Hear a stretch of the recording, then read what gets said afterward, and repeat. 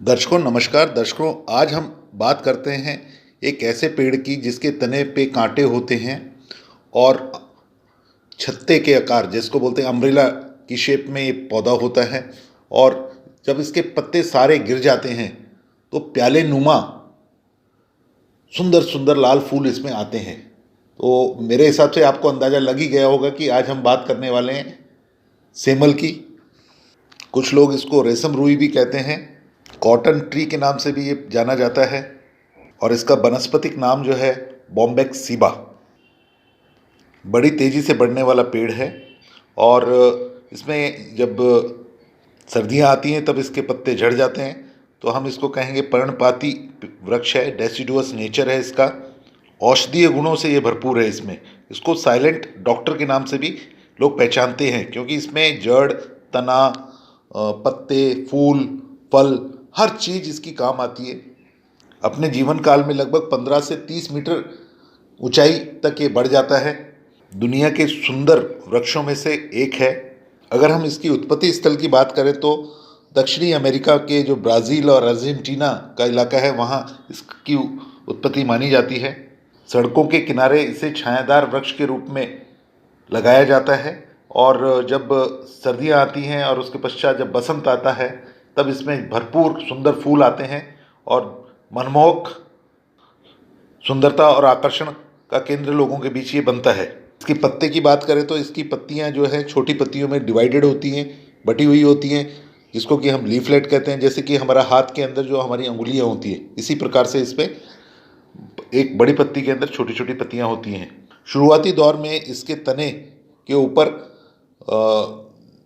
कांटे नुमा चीज़ उगी हुई होती है, जिससे कि पौधे की बचाव किया जा सकता है। इसके ऊपर कोई कोई चढ़ना चाहे तो चढ़ नहीं सकता है। कुल मिला के प्रकृति ने इसे ये एक हथियार दिया है जिससे कि ये अपना बचाव कर सकती है, प्रोटेक्शन कर सकता है शुरुआती दौर में। और जैसे जैसे उम्र बढ़ती है वृक्ष की तो ये धीरे धीरे लुप्त हो जाते हैं। आमतौर पर आपको मार्च अप्रैल के माह में इसके ऊपर भरपूर फूल दिखाई देते हैं, जो कि प्याले नुमा होते हैं और बेहद आकर्षक होते हैं। ये फूल की सब्जी बनती है। कुछ लोग इसको सुखाकर भी इसका काम में लेते हैं इसको।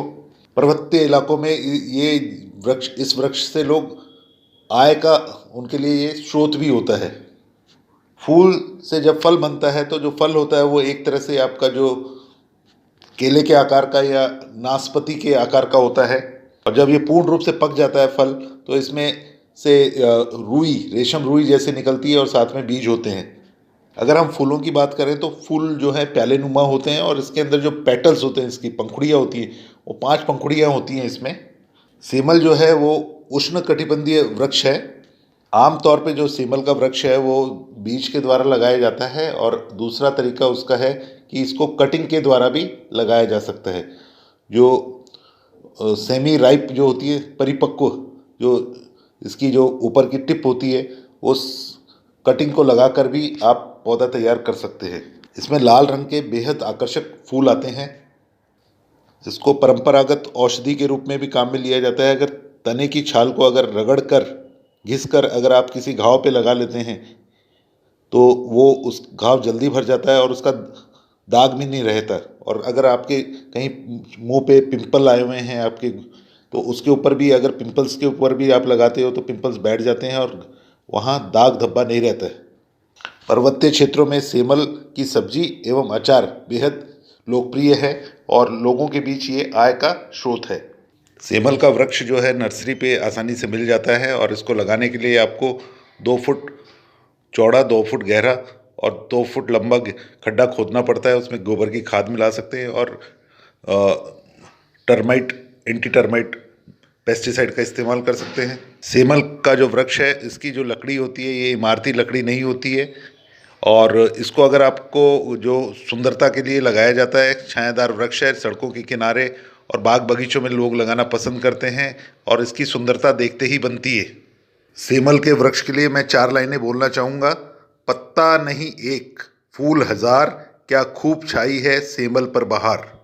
हाँ जी, सेमल पे इसी तरीके से बहार आती है, तब सारे पत्ते झड़ जाते हैं और फूलों से ये लद जाता है और ये फूल जो होते हैं प्याले नुमा होते हैं और लाल रंग के होते हैं, बेहद आकर्षक लगते हैं, मनमोहक लगते हैं, लोगों को अपना ध्यान आकर्षित करते हैं। बस यही एक वजह है जिसकी वजह से लोग इसे अपने बाग बगीचों में और सड़कों के किनारे लगाना पसंद करते हैं।